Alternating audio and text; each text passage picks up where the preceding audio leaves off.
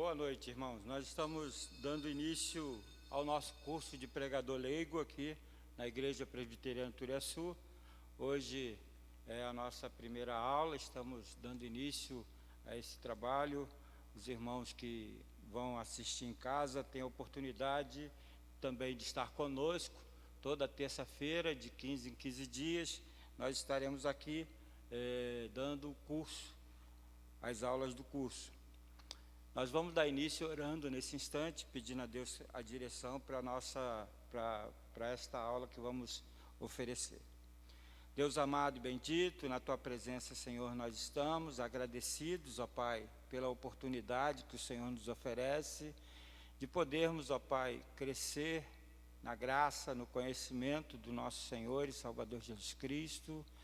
E nesse momento, ó Pai, aprendendo a pregar, Senhor, a trazer a mensagem do Evangelho, nós te pedimos a direção do Teu Espírito Santo, ó Pai, para tudo que vamos fazer nesse curso, ó Pai, que o Senhor venha nos dirigir, nos orientar, nos guiar, Senhor, segundo a Tua santa e bendita vontade.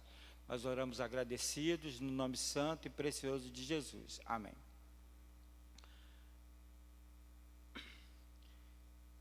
O curso de pregador leigo, tem como objetivo, o nosso propósito é não fazer pastor, mas ajudar alguns irmãos a entenderem, e como podem melhorar no estudo da palavra de Deus, para poder então trazer uma mensagem ou pregar um texto sagrado, do Evangelho de Jesus. E a gente vai falar um pouquinho sobre homilética, e exegese, que compõem um pouco a pregação da palavra. Isso é importante, porque a gente possa pensar.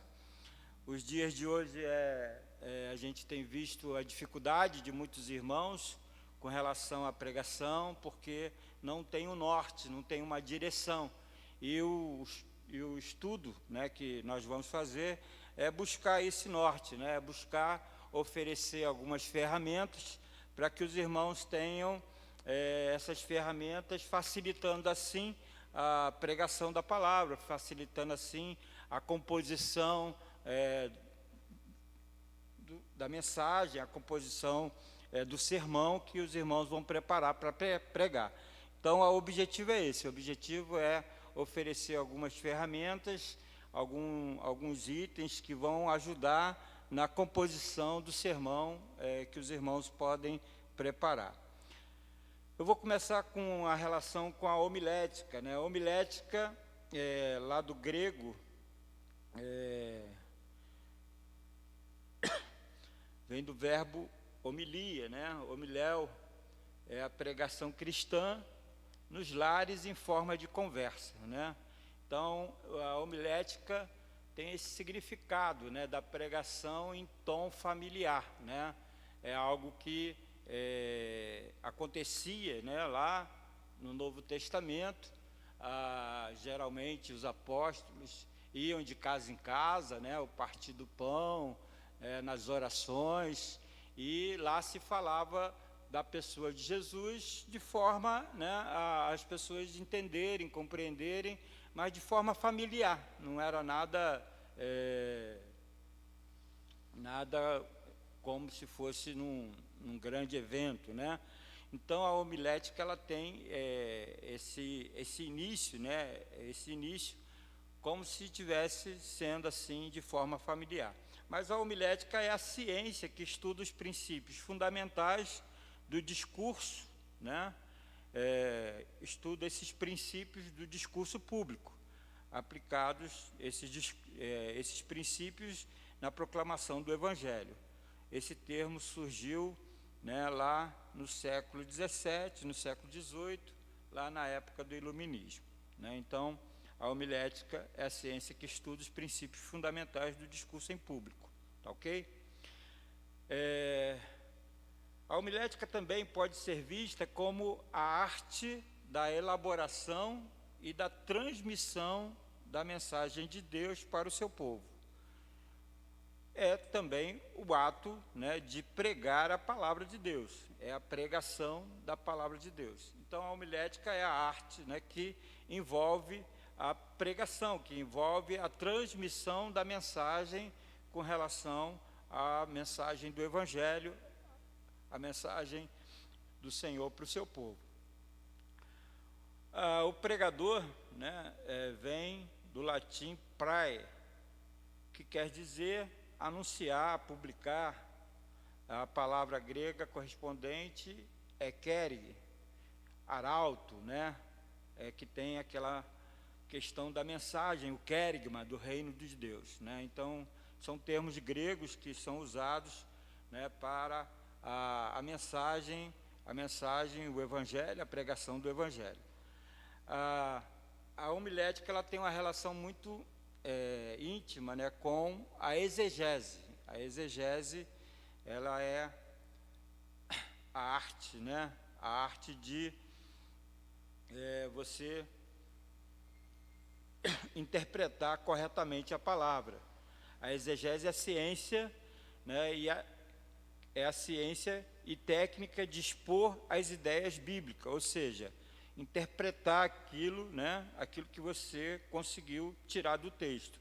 Então, a exegese, ela é a ciência e a técnica de expor as ideias bíblicas.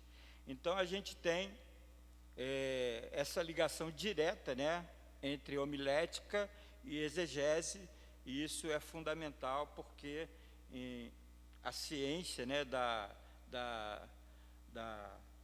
interpretação é fundamental para que você tenha uma boa pregação, a pregação da palavra de Deus, tá ok?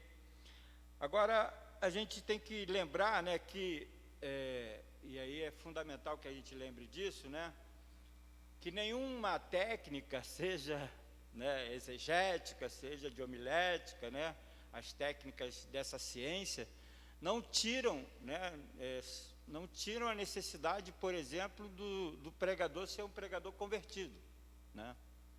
É preciso, para pregar, que o cara seja pelo menos convertido, né?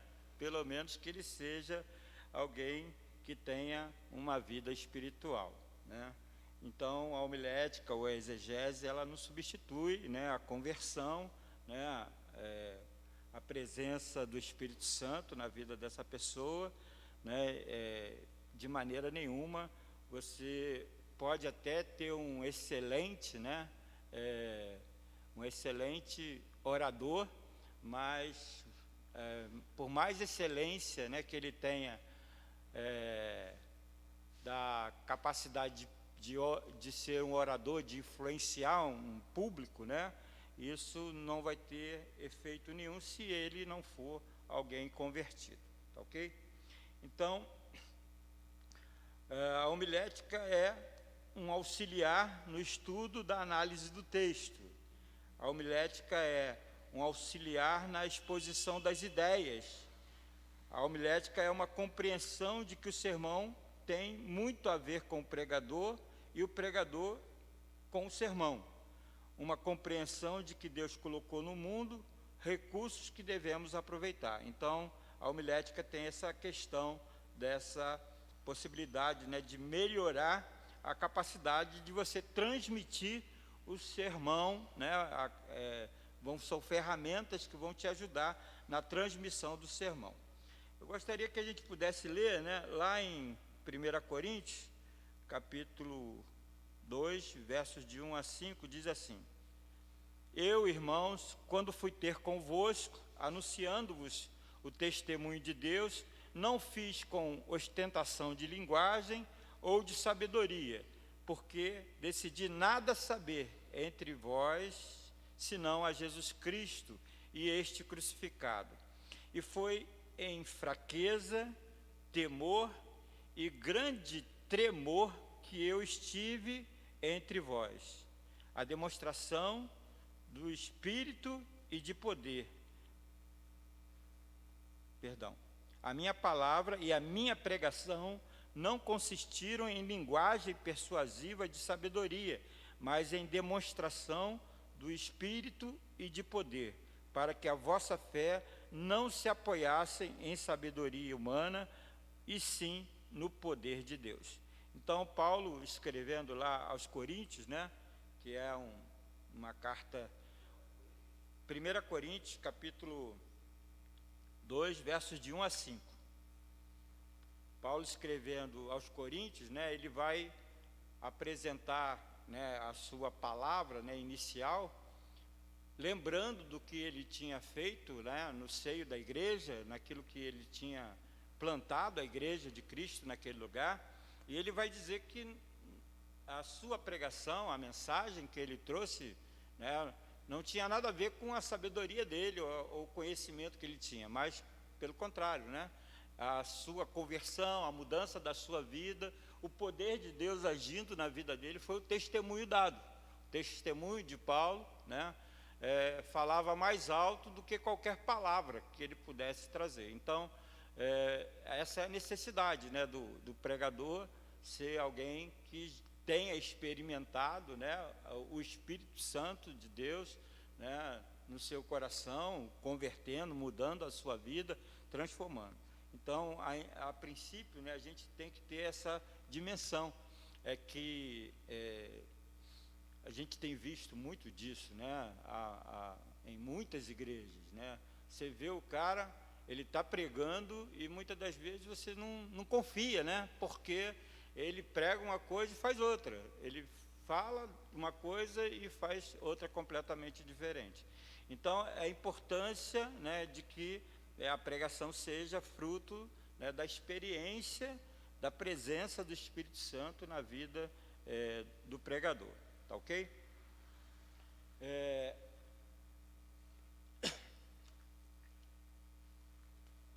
A gente vai continuar falando do pregador, né, porque o pregador, ele é fundamental, né, nessa questão do sermão, né.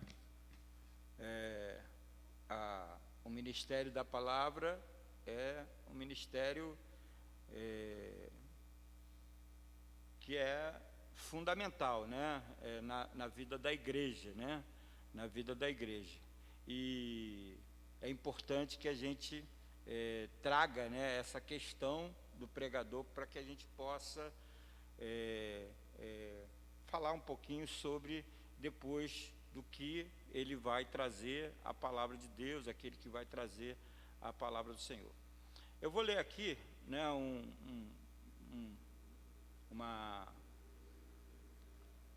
parágrafo que eu tirei, né, lá do pastor Gilberto Suzano de Matos. Ele diz assim: as primeiras teorias da pregação encontram-se nos escritos de Crisóstomo, 345, 407 depois de Cristo, o mais famoso pregador na igreja primitiva. Mais tarde foi Agostinho quem escreveu a doutrina cristã, como chegar ao assunto e como explicar o assunto.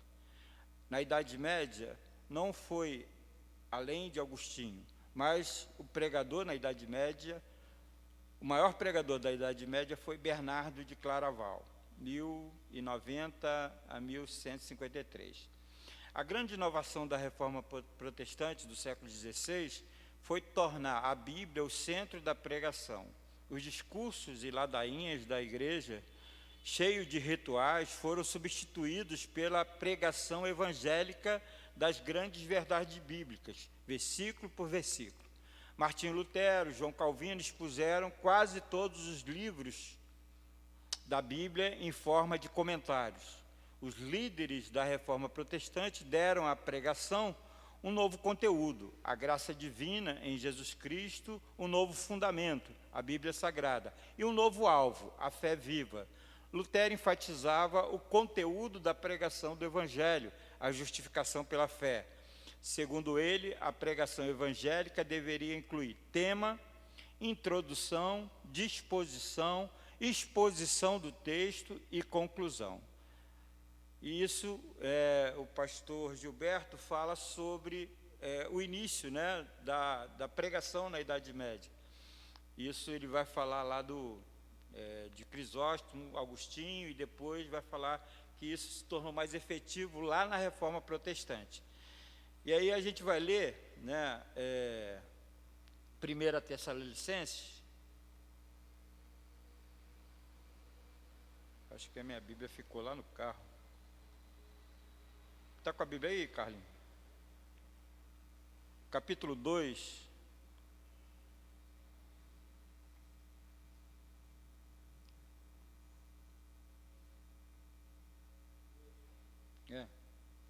Lê o verso 1.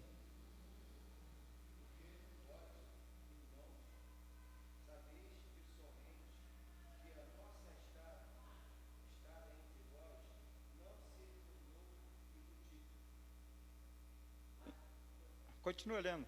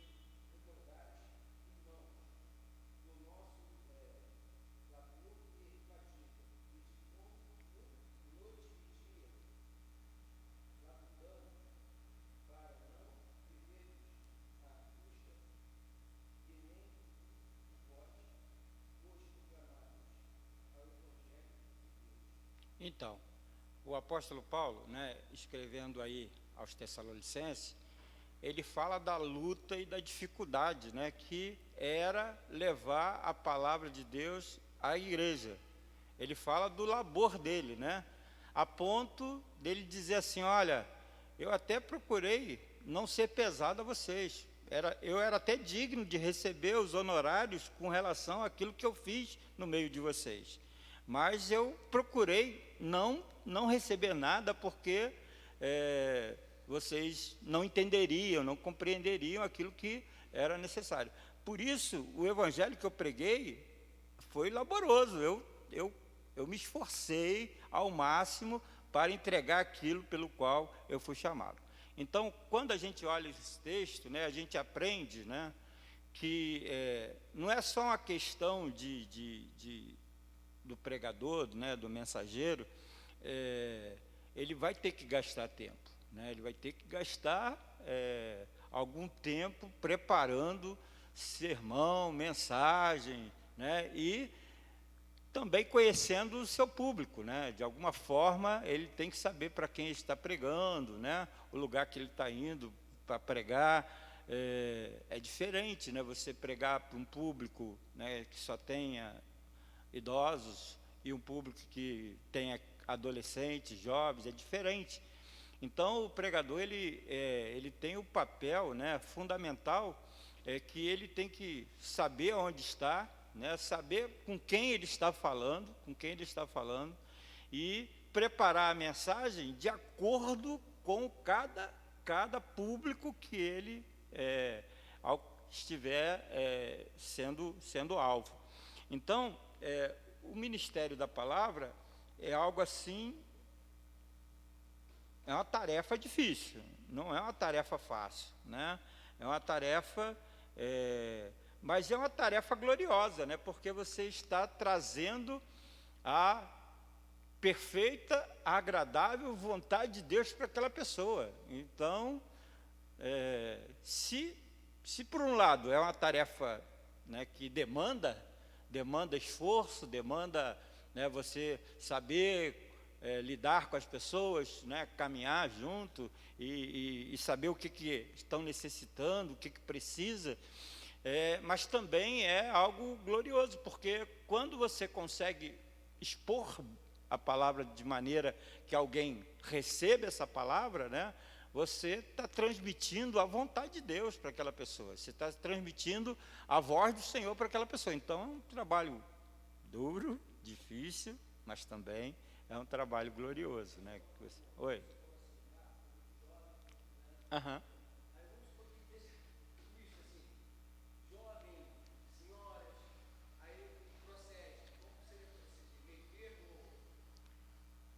Então, né?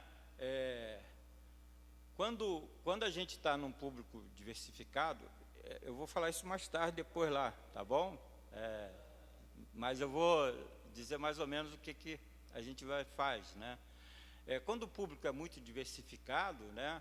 Por exemplo, tem pregador que ele prepara o sermão, né? E geralmente o sermão é todo escrito, né? E aí ele vai ler o sermão todinho, né? Conforme ele preparou, escreveu, então ele vai ler o sermão, né? Então ele não tem muita opção, porque ele está lendo, né? Está lendo, ele já preparou antes, ele vai ler o sermão.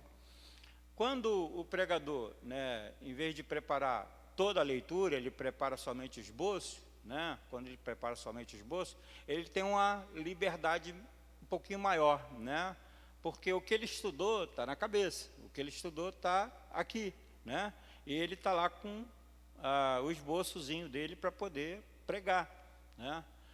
E aí, quando ele se depara com um público, que ele pensou que era um público, e aí acaba acontecendo um público diversificado, né, com outro público, ele tem maior liberdade para mudar um pouco aquilo que ele vem fazendo. Mas a dica é a seguinte, alguns conselhos são fundamentais, né? Seja simples, né? Porque você sendo simples, uma criança entende e um adulto entende, né? Se você for simples nas palavras, se você começar a falar de maneira rebuscada, né? De maneira que muita gente não vai entender, aí você vai perder o seu público-alvo, né? Então, a simplicidade é fundamental, né? Você, quando pregar, ser simples na palavra, você não só ser simples, né? Como você sabe que tanto idoso como criança, né, tem um tempo, um time, né, cada um deles tem um time, né? Criança, você vai perceber que, apesar dela escutar, ela não está te olhando para você.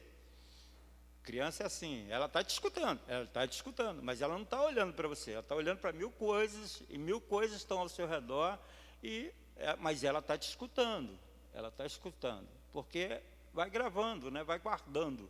Então, é preciso ser direto, né? Então, quando você tiver um público muito diversificado, né, não rodeia muito, né? Não vai ali, não vai aqui, vai direto na mensagem central, na mensagem principal, vai direto na mensagem.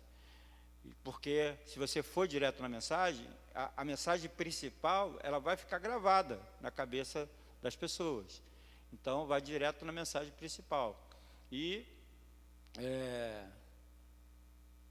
Seja rápido. Seja rápido, né?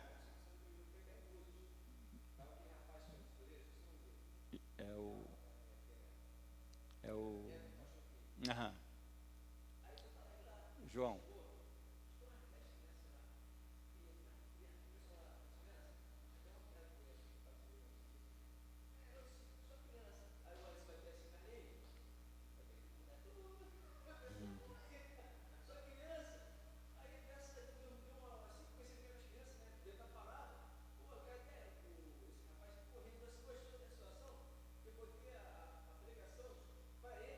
Aham.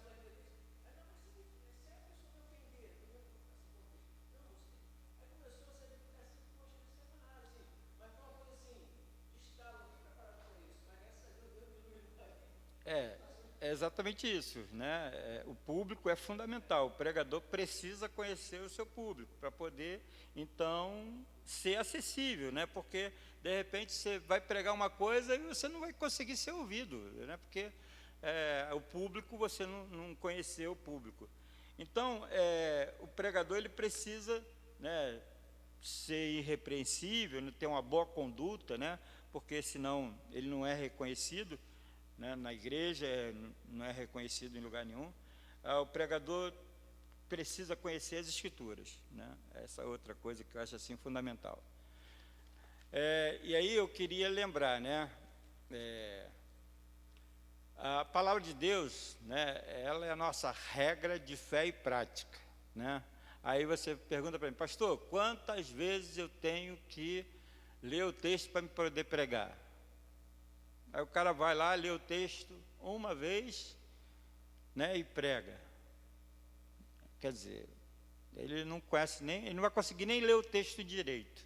Na hora que ele for pedir à igreja para abrir a Bíblia, ler o texto, pelo menos, né? O cara tem que, pelo menos, ler o texto lá umas 10 vezes, pô, né? Umas 10 vezes, pelo menos. Por quê? Porque na leitura do texto, né, você repetir a leitura, e é bom que você leia em voz alta, para você mesmo, né? Você ouvir você. Acho que muitas das vezes é bom isso, né? Você lê o texto, lê em voz alta, você ouvir o que você está lendo, né?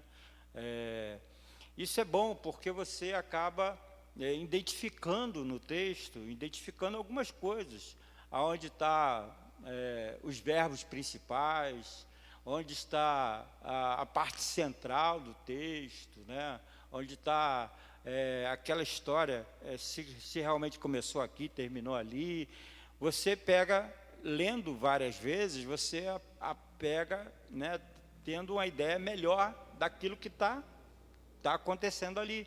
Você começa a perceber que há coisas, né, mais importantes nos versículos tal, no versículo tal. Então, a importância da leitura é fundamental, a importância da leitura do texto.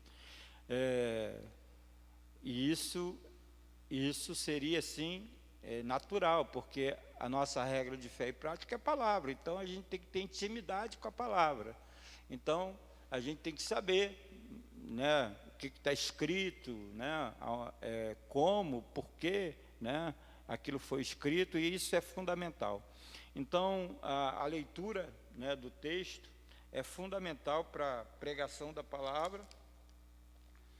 O pregador precisa conhecer as escrituras, né? Na nossa Bíblia, né, são 39 no Velho Testamento, 27 no Novo Testamento, livros, né? E o total de 66 livros, né? E a gente entende, né, que a palavra de Deus, ela é uma só, né? Então, você vai perceber que as escrituras sagradas, elas, apesar de, são 40 escritores, né, mais ou menos, 40 escritores das escrituras. Então, a gente tem pessoas diferentes, né, pessoas completamente diferentes, escrevendo em épocas diferentes, e a gente percebe que as escrituras, elas estão todas interligadas, né, apesar da diversidade de escritores, apesar do tempo pelo qual a Escritura foi reunida, né? Mas mesmo assim a Escritura, ela, por causa do Espírito Santo, é claro, né? Por causa do poder do Espírito Santo, Pedro vai falar isso, né? Homens santos, inspirados por Deus, foram inspirados para escrever, e ela se tornou uma unidade, né? Ela é uma só, né? Ela é uma unidade. Então ela está toda interligada. As escrituras estão todas interligadas. Quando você pega um texto, né? Esse texto da palavra, ele tem, de alguma forma, ele tem alguma ramificação em outros livros, em outros lugares, e a gente precisa conhecer as Escrituras, né? Precisa ter esse conhecimento. Se você quer pregar, você precisa ter essa ideia, né? Que a Escritura, ela é um todo, ela tem um começo, um meio, um fim, ela tem a parte principal dela, pelo qual tudo está girando em torno daquela parte principal. E isso é fundamental para o pregador, né? Para ele poder abrir um livro lá no Velho Testamento, né? E falar de Jesus, né? Falar de Jesus. Se ele não consegue isso, né? Porque ele não conseguiu ligar a Escritura no seu todo, né? Ele não conseguiu visualizar a Escritura como uma unidade. Então, quando ele prega no Velho Testamento e não fala de Jesus, ele tá se comparando, né? Ele está se reportando à religião judaica, né? E deixou o cristianismo de lado, né? Então, é importante, né, que a gente tenha essa avaliação, né? Que o pregador precisa conhecer a palavra, precisa ter, né, intimidade com a palavra de Deus, precisa ter essa relação, né, verificar essa relação. A homilética te ajuda nisso, né, porque algumas coisas você vai aprendendo, né, tem algumas coisas que você vai tirando, né, dessa ligação, né, do texto bíblico. Você vai aprendendo que ele está todo interligado. Você vai aprendendo com a homilética, né, interpretando as escrituras, com a exegese, você vai aprendendo a fazer isso. Então, o reverendo Gilberto, escrevendo sobre o conhecimento das escrituras, ele diz assim: o pregador não pode descuidar dos estudos da palavra de Deus. Precisa estabelecer um plano de leitura diário e cumpri-lo fielmente. Precisa dar tempo para meditar sobre aquelas fascinantes histórias, poesias, leis, sermões, tratados, cartas, profecias, biografias, narrativas. Não basta ler apenas. Para oferir um novo conhecimento, é necessário deixar o próprio Deus falar ao seu coração, né? Então, é o que eu tenho dito aqui na escola dominical, né? Na leitura da palavra de Deus, né, não basta apenas ler, né? Tem que ter o Espírito Santo do lado para ajudar na interpretação, né? Para falar contigo, falar no seu coração. Então, é necessário ler, seja as biografias, né? Seja os sermões, é necessário ler, tem que ler. Mas é importante que você tenha também o Espírito Santo falando ao seu coração sobre aquilo que está sendo lido, né?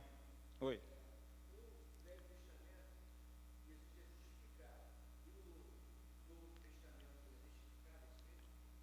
Como você falou?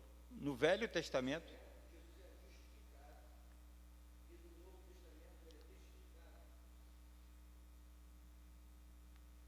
Assim, Jesus não é justificado, né? Não. Ele é apresentado. Né? O Velho Testamento, você vai ver, a gente costuma dizer, né, que lá no Velho Testamento você tem alguns retratos, né, alguns sinais que vão apontar para Cristo, né. O que é mais impressionante é o texto de Isaías, né? Parece que Isaías está sentado diante da cruz e escrevendo, pô, né? O mais impressionante é o texto de Isaías, porque você olha ele escrevendo, né? Você está lendo a quantidade de tempo antes, né? É muito grande, chega a ser quase 600 anos antes de Cristo, né? Então você, quando olha Isaías escrevendo, o cara está sentado debaixo da cruz e falando do servo sofredor, escrevendo sobre o servo sofredor, né? Quer dizer, apesar do Velho Testamento, né, você ter lá sinais, sementes, né, tipos de Cristo, né? Na teologia fala sobre tipos de Jesus, né? Assim como José, né, tipo de Jesus, o Salvador, o Libertador, né, o Salvador do povo, Moisés, o Libertador, são tipos de Cristo, né? Mas tem lugar no Velho Testamento que você vai ler o Velho Testamento o retrato do Messias, ele é muito concreto, né? Ele é muito vívido, né? Ele é muito vívido. Então, essa é a ideia, né? A ideia é que o Antigo Testamento, ele aponta para Cristo, ele vai apontando, né? Em todos os livros vão apontando para Jesus, né? E vão apontando, porque eles vão mostrando o Messias a ponto de o profeta Isaías mostrar claramente o retrato, né, da morte, da cruz de Cristo, né? E o Novo Testamento, né, você vai perceber que, né, é a realidade, né, é a testificação de tudo aquilo que foi escrito, né? Todo escrito que comprova, né, que traz a realidade do Messias. E aí Jesus, ele tem essa vou dizer, na nossa visão, né, há um retrato real, né? Jesus, quando Mateus começa a dizer assim, lá no Velho Testamento era assim, olha o que Jesus fez, sentou no monte, pregou, tal, né? Igual Moisés, né, que subiu ao monte, pegou as tábuas da lei. Jesus está no monte sentado, fala do reino, fala da vontade de Deus, dá a lei de Deus, dá uma nova lei, né? Você vai ver exatamente essa percepção dos escritores do Novo Testamento, né, fazendo com que a pessoa de Cristo seja retratada, né, exatamente por ser ele o Messias e o Salvador. Então você vai ver tudo isso. O pregador, ele precisa disso, né? Ele precisa entender isso, ele precisa compreender isso, né? A Escritura, ela interpreta ela mesma. Não, você não vai buscar a interpretação das Escrituras em outro lugar. Não, a Escritura, ela interpreta ela mesma, né? Você vai buscar, você pega um texto, né? E aí quer interpretar aquilo, procura nas Escrituras, você vai encontrar a interpretação daquele texto na própria Escritura. O texto vai se revelar na própria Escritura Sagrada. Então, você não precisa buscar a interpretação, né? Claro, você vai receber várias ferramentas para ajudar na interpretação, mas o maior intérprete das Escrituras é ela mesma, é ela que interpreta ela mesma, né? Então, você vai receber isso na caminhada. Então, o reverendo Gilberto, ele falava dessa questão aí da presença, né, do Espírito Santo do lado, para poder você entender e compreender a palavra que você está lendo, né, aquilo que você trouxe para a leitura sua. Então, o pregador, ele precisa resistir a maior de todas as tentações no ministério da pregação, né? Qual é a maior tentação, né, no ministério da pregação? O verso 4 que você leu, né, lá de Tessalonicenses, diz assim: assim falamos não para agradar aos homens, mas a Deus, que prova os nossos corações. Então, né, quando você é chamado para pregar, né, geralmente, né, quem te chamou, né, para pregar, vai te dar o tema, vai te dar, ou então é uma ocasião especial, né, uma ocasião que você foi convidado para pregar. Então, a maior tentação do pregador é falar assim: poxa, o que eu vou falar lá, né? O que eu vou falar naquele lugar? E, naturalmente, né, você não vai trazer algo que você acha que desagrade alguém. Então, por isso, o pregador precisa entender que essa é a maior tentação dele, de agradar pessoas, né? De trazer uma mensagem que não conflite, não incomode, não. Então, o pregador, muitas das vezes, né, ele tem em vez de ele se apegar à palavra, né, ele se apega às pessoas que pediram para ele trazer a palavra. E essa é a maior das tentações, né? Paulo está dizendo aí, no verso 4, que ele não fala para agradar homens, mas fala para agradar a Deus, né? Fala para agradar a Deus. Lá em Jeremias 28, verso 15 e 16, Jeremias diz a Ananias: assim fala o Senhor, Jeremias 28, assim fala o Senhor dos exércitos, Deus de Israel: eu quebrarei o jugo do rei da Babilônia. Dentro de 2 anos, eu tornarei a trazer a este lugar todos os utensílios da casa do Senhor. E aí ele continua, né, dizendo o seguinte: ora, ouve agora, Ananias, o Senhor não te enviou, mas tu fazes o que este povo confie numa mentira. Pelo que diz o Senhor: eis que eu te lançarei sobre a face da terra. Este ano morrerás, porque pregaste rebelião contra o Senhor. 2 meses depois, Ananias morreu, né? Jeremias está pregando aí contra o profeta, né, que profetizava para agradar o rei, né? E acontece exatamente que o pregador, ele não pode pregar para agradar homens.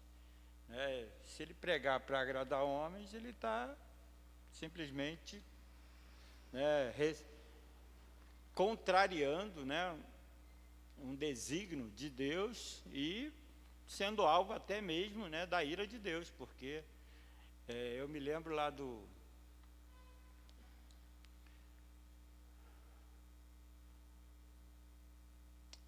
quando Deus abriu a boca do burro, né, para falar ao profeta dele. Deixa eu ver que você me lembra. Balaão, né? Balaque. Balaão. Balaão foi... Balaque pediu para Balaão profetizar contra o povo de Deus, né? E aí Balaão foi, né? E aí a burra chegou, né? E encostou ele no barranco, machucou a perna dele, e ele batia na burra, e a burra continuou indo, né? E o anjo lá com a espada, e ele não viu o anjo, e o animal escapava daqui, escapava dali, machucava o profeta. E aí Deus abre a boca do burro e fala assim: está vendo o anjo do Senhor aí não, cara? Está vendo o anjo do Senhor não? Isso tudo porque o profeta estava sendo chamado para profetizar contra o povo de Deus, para amaldiçoar o povo de Deus, né? E Deus falou assim: não, tu vai lá, eu vou permitir que você vá, mas vai e vai falar o que eu te disser, né? Você vai, mas vai falar o que eu te disser. E toda vez que ele ia, né, Deus mandava ele abençoar o povo dele. Então, é fundamental, né, que a gente lembre, né, da importância de sermos boca de Deus, né, e não vivermos, né, um ministério com o objetivo de satisfazer, né, as pessoas, satisfazer aos homens, porque temos uma comunidade nas nossas mãos e achamos que a palavra de Deus, né, o juízo de Deus não deve ser pregado. Pelo contrário, né, a gente, se Deus mandar pregar, prega, filho, porque essa é a vontade de Deus e você tem que fazer a vontade de Deus e não a vontade dos homens, né? Então tem que ser fiel aí naquilo que Deus quer que você faça.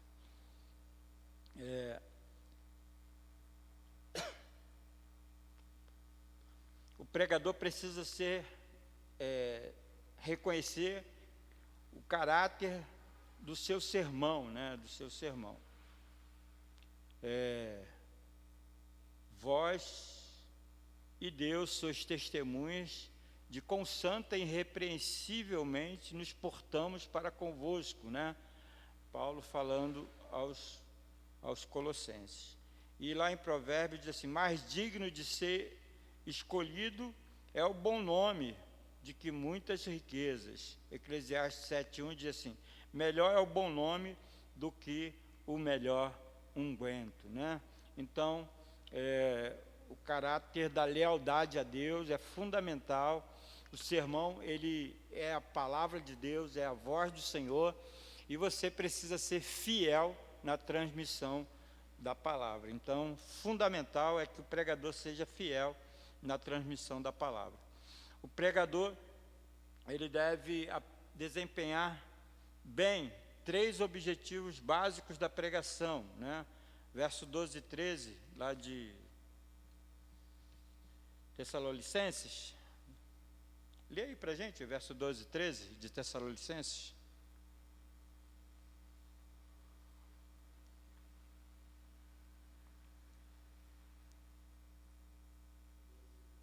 Doze e 13.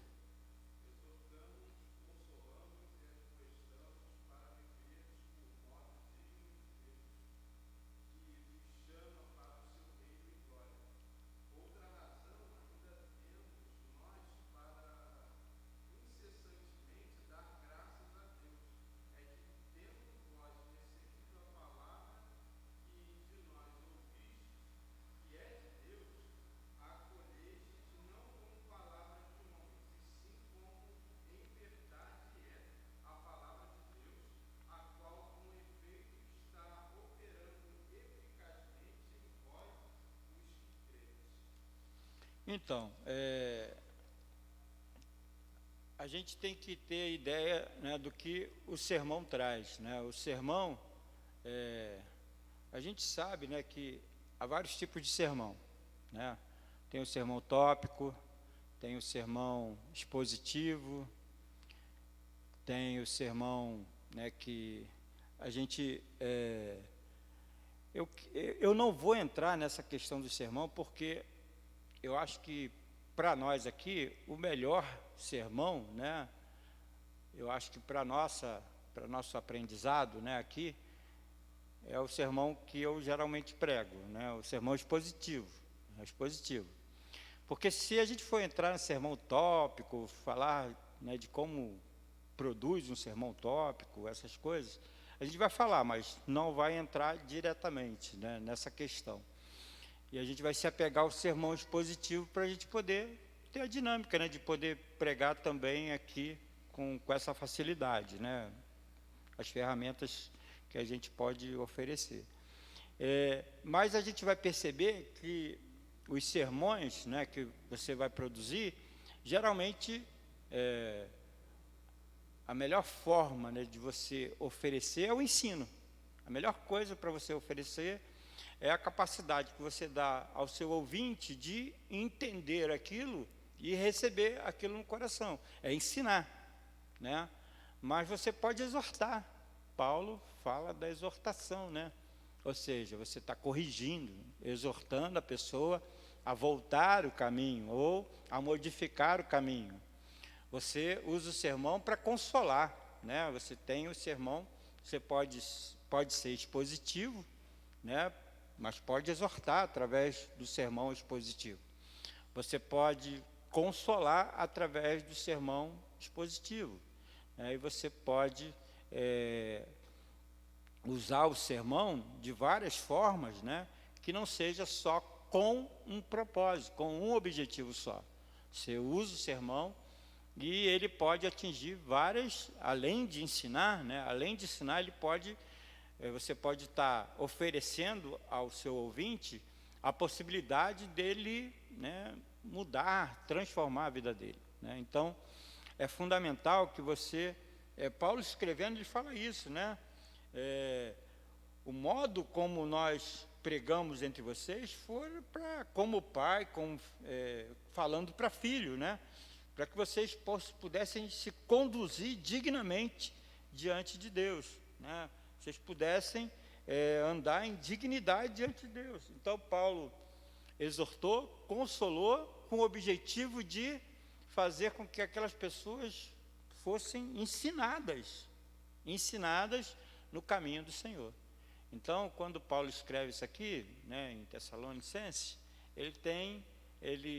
a mensagem dele, né, o sermão que ele traz, né, o escrito dele para a igreja, tem esse propósito, né, esse propósito que ele colocou no coração para poder falar, para poder entregar para aquela comunidade. Ele sabia o que estava fazendo, ele sabia que estava usando a pregação de Cristo para poder acertar o caminho daquela comunidade. Então, né, quando a gente prega, né, quando a gente vai fazer o nosso sermão, a gente sabe, né, que a gente vai fazer aqui a questão do sermão expositivo, né, o maior objetivo, o objetivo maior é o ensino, né, você poder esclarecer as escrituras, trazer a ideia do que está sendo escrito, né, daquilo que está sendo dito. Eu vou dar um exemplo, né? 1 Coríntios capítulo 13, né, que a gente lê lá, que é sobre o amor, né? O amor é isso, o amor é paciente, benigno, não se ufana, não se soberbece, não... E no final ele diz assim, vai passar a profecia, vai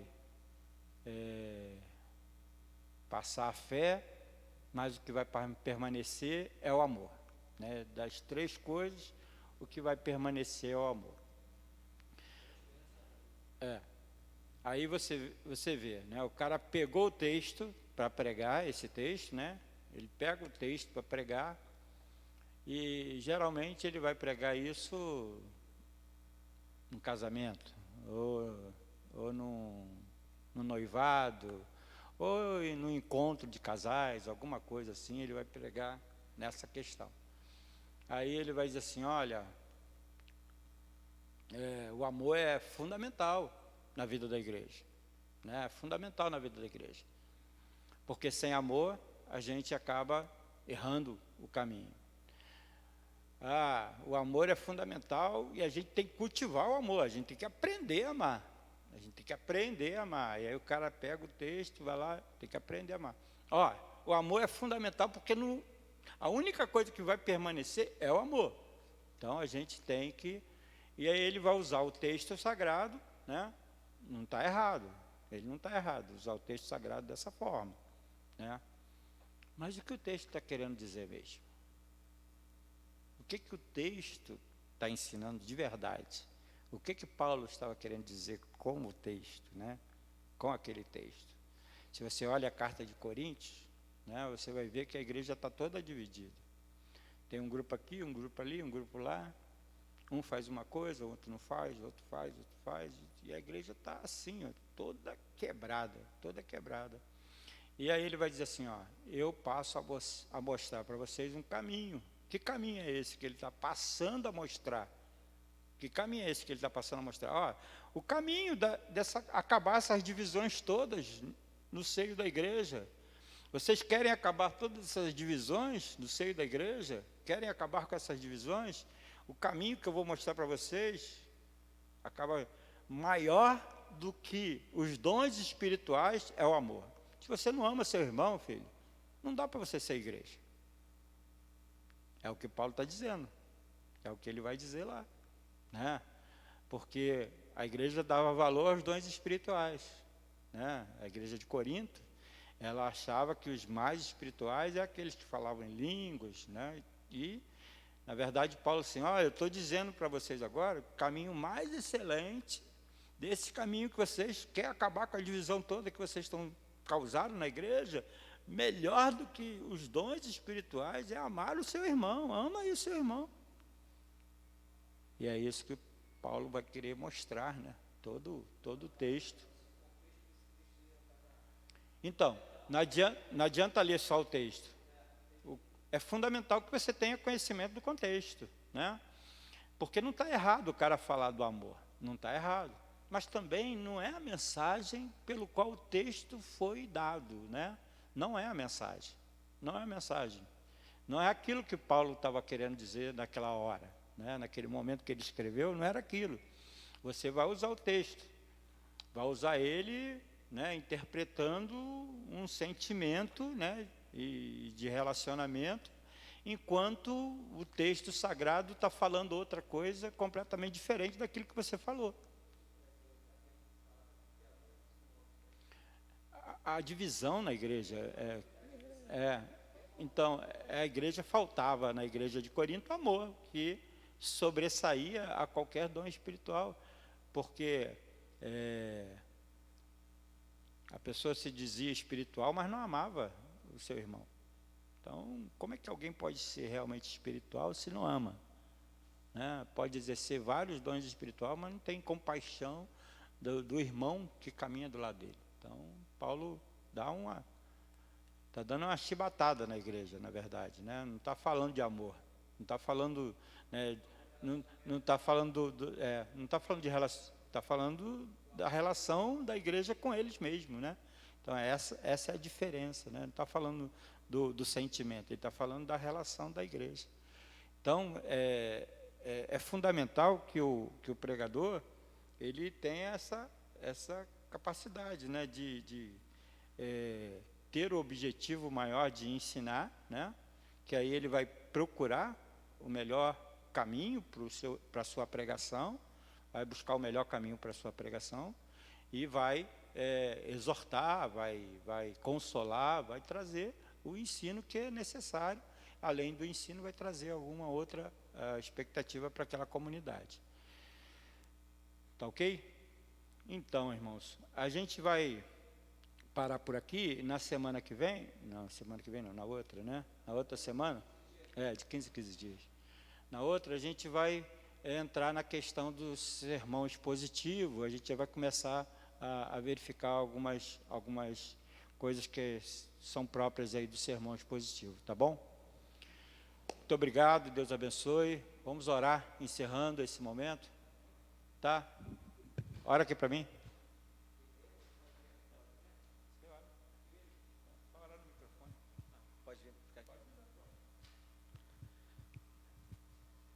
Senhor eterno Deus, graças damos a Ti, Pai. Somos gratos a Ti, Senhor Deus, pela vida do pastor Robson, Senhor, que se propôs a poder ensinar, Pai, para que nós possamos pregar conforme a Tua vontade, Pai. Esteja com ele, Senhor, com a sua família, Pai, que nós possamos cada vez mais aprender de Ti a Tua palavra, não aquilo que queremos, mas aquilo que precisamos aprender, Pai. Agradecemos a Ti, Senhor Deus, que nós possamos sair daqui, Senhor Deus, melhor que entramos, meu Pai. Graças damos a Ti, Pai, e Te agradecendo, Senhor, em nome do Teu Filho Jesus. Amém, Pai.